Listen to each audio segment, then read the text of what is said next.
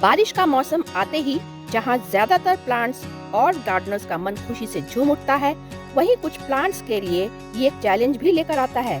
और सबसे पहली प्रॉब्लम होती है रूट रॉट की।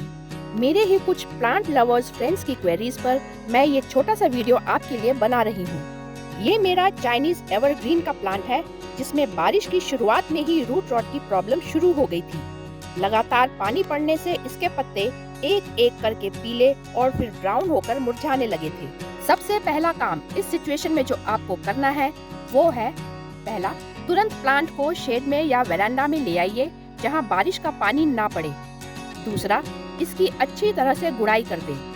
तीसरा, इसकी सॉइल में फंजीसाइड पाउडर डाल दें, जो आपको किसी भी फर्टिलाइजर शॉप या ऑनलाइन भी मिल जाएगा। चौथा, इसमें वाटरिंग पूरी तरह से बंद कर देनी है। याद रखिए, प्लांट कभी भी पानी की कमी से नहीं बल्कि ओवर वाटरिंग से ही ज्यादा मरते हैं। मेरा प्लांट अब काफी दिनों से बिना पानी के है, जैसा कि आप देख रहे हैं। इसकी स्टेम अभी भी हरी है, मतलब ये अभी जिंदा है।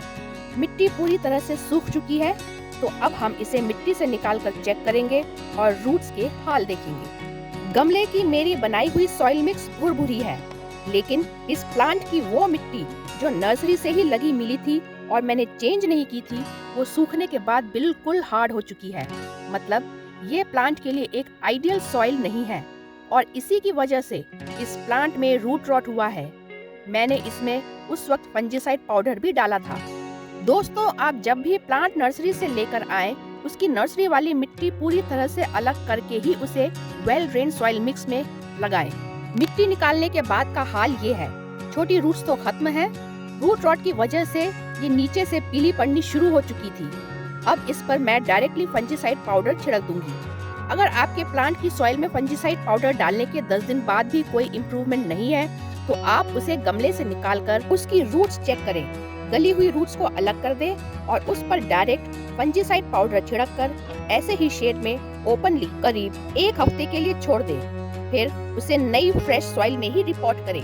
क्योंकि मेरी सॉइल पूरी तरह सूख चुकी है, तो मैं इसे दोबारा इसी में लगा रही हूँ। ऊपर से इसके खराब पत्ते भी हटा रही हूँ। इसकी टिप से ही पता चल रहा है कि ये प्लांट अब दोबारा चल जाएगा। लास्ट स्टेप वाटरिंग का, और अब इसे शेड में ही प्रॉपर निगरानी में अब रख दूंगी। उसके बाद भी यदि इसमें इम्प्रूवमेंट नहीं होती है, तो मैं इसे यहाँ से कट करके एक कटिंग की तरह शेड में 3 से 4 दिन सुखाकर फिर फंजीसाइड लगाकर वापस वेल ड्रेन्ड सॉइल में लगा दूंगी। आई होप आपको अपने प्लांट की रूट रॉट की प्रॉब्लम को टैकल करने में इस वीडियो से हेल्प मिलेगी। धन्यवाद।